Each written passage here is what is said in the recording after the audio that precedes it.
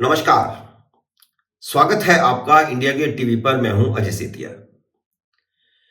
मित्रों, आप अपने आसपास अनेक मस्जिदें और मज़ारें देखते होंगे।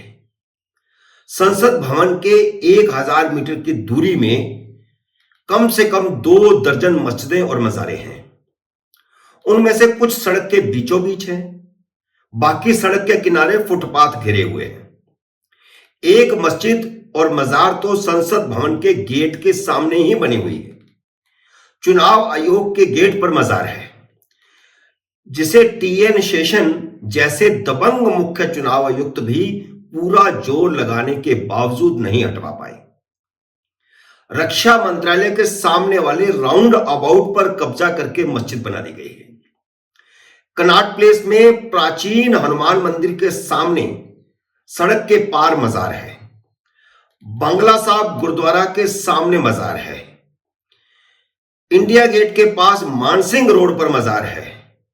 एक मस्जिद कनॉट प्लेस का कोना कब्जा करके बनी हुई है और उसके सामने फुटपाथ घेरकर मजार बनी हुई है। कभी आपने सोचा है कि सड़कों के बीचों बीच और फुटपाथ पर कब्जा करके बनाई गई मजारें कैसे बन गई?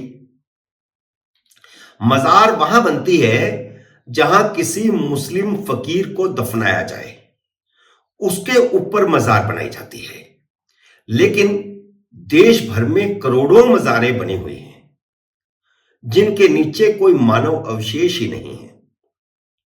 उत्तराखंड प्रशासन ने अभी 12 मार्च को ही अवैध मजारों के खिलाफ एक बड़ा अभियान शुरू किया और एक ही रात में 26 अवैध मजारों पर बुलडोजर चला दिया गया। तो पता चला कि एक भी मजार के नीचे कोई मानव अवशेष नहीं मिला। इसी तरह उत्तराखंड के जंगलों में भी अनेक मजारें बना दी गई हैं, वहां पर मकान बना दिए गए हैं, कब्जे कर लिए गए हैं। इन सब बातों से पता चलता है कि मजारों के नाम पर कितना बड़ा फ्रॉड हो रहा है। उत्तराखंड सरकार ने लगभग 1400 ऐसे स्थानों की निशानदेही की है जहां इसी तरह मजहबी निर्माण करके अतिक्रमण किया गया है। मजार बनाकर अवैध कब्जा करना और धीरे धीरे कब्जे को विस्तार करके अपने रहने का जुगाड़ करना, यह एक गोरख धंधा चल रहा है। और एक विशेष समुदाय की ओर से देश भर में की जा रही यह जोर जबरदस्ती है, जिस पर कानून के रखवाले चुप्पी साध लेते हैं और कुछ कानून के रखवाले इन अवैध कब्जों की पैरवी पर उतर आते हैं। 13 मार्च को सुप्रीम कोर्ट का एक फैसला और उसी दिन आया दिल्ली हाई कोर्ट का एक फैसला नई रोशनी लेकर आया है, जो इन अवैध निर्माणों को हटाने का रास्ता दिखाता है। फिर भले ही वह मस्जिद हो, मजार हो, मंदिर हो या गुरुद्वारा हो, सुप्रीम कोर्ट और दिल्ली हाई कोर्ट के दोनों फैसले मस्जिदों के अवैध निर्माण से संबंधित थे। पहले हम सुप्रीम कोर्ट के फैसले की बात करते हैं, जिसमें एक हाई कोर्ट को इंसाफ मांगने के लिए सुप्रीम कोर्ट जाना पड़ा, क्योंकि हाई कोर्ट परिसर के भीतर ही अवैध रूप से मस्जिद बना दी गई। यह मामला इलाहाबाद हाईकोर्ट का है। 50 के दशक में हाईकोर्ट के वकीलों ने और कर्मचारियों ने एक जगह पर नमाज पढ़ना शुरू किया। बाद में आवास के नाम पर जगह लीज पर ले ली गई।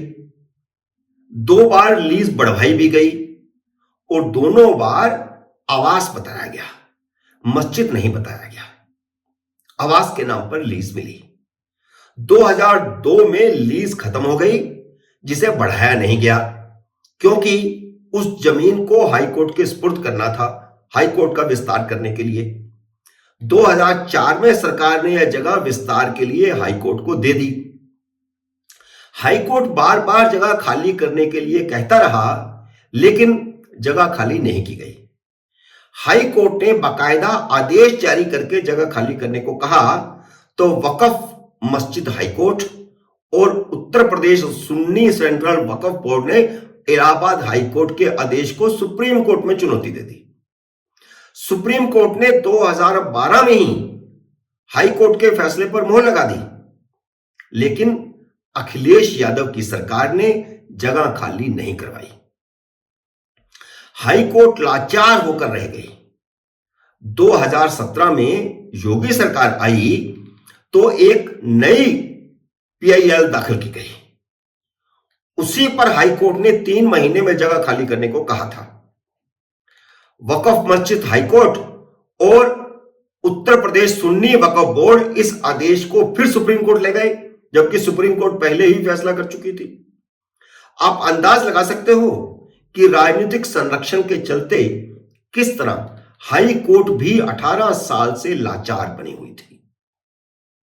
अब सुप्रीम कोर्ट ने 3 महीने में मस्जिद हटाने के आदेश दिए हैं और मस्जिद नहीं हटाई गई तो बुलडोजर चलाने के आदेश भी दे दिए हैं। तो आपको पता है फिर योगी सरकार तो अब बुलडोजर सरकार है। तो 3 महीने में अब जाकर के 18 साल बाद हाई कोर्ट को इंसाफ मिलेगा। और जानते हो कि मुस्लिम पक्ष की ओर से इस अवैध मस्जिद के पक्ष में वकील कौन था? कपिल सिब्बल, जो राम जन्मभूमि केस में मुस्लिम पक्ष के वकील थे, जिन्हें हाल ही में अखिलेश यादव ने समाजवादी पार्टी के कोटे से राज्यसभा का सांसद बनाया है। कपिल सिब्बल ने कोर्ट में दलील दी कि मस्जिद क्योंकि 1950 के दशक से है, इसे यूं ही हटाने के लिए नहीं कहा जा सकता। हालांकि रिकॉर्ड के मुताबिक वो मस्जिद थी ही नहीं, लेकिन कपिल सिब्बल कोर्ट में कहते हैं कि मस्जिद 50 के दशक से है, आवास के नाम पर ली जाती रही। 2017 में सरकार बदली। कपिल सिब्बल कोर्ट में कहते हैं कि 2017 में सरकार बदली और सब कुछ बदल गया। नई सरकार बनने के 10 दिन बाद एक नई जनहित याचिका दायर की गई। साफ है कि वे अदालत को यह बता रहे थे कि अखिलेश यादव मुख्यमंत्री थे तो किसी ने कोई समस्या खड़ी नहीं की। हालांकि वे यह नहीं बता रहे कि 18 साल से हाई कोर्ट लाचार थी। लेकिन जैसे ही सुप्रीम कोर्ट ने सख्त रुख दिखाया, कपिल सिब्बल मिमियाने लगे और उन्होंने कहा कि जब तक वे जमीन उपलब्ध नहीं कराते तब तक हमें वैकल्पिक स्थान पर जाने में कोई समस्या नहीं है। हालांकि सुप्रीम कोर्ट ने राज्य सरकार को वैकल्पिक जगह देने के आदेश नहीं दिए हैं। सुप्रीम कोर्ट ने सिर्फ इतना कहा है कि आप राज्य सरकार को आवेदन करें। अब राज्य सरकार कोई जगह अलाट करे न करे यह राज्य सरकार पर निर्भर करता है, और योगी सरकार करेगी या नहीं करेगी कुछ नहीं कहा जा सकता। अब हम दिल्ली हाईकोर्ट के फैसले की बात करते हैं।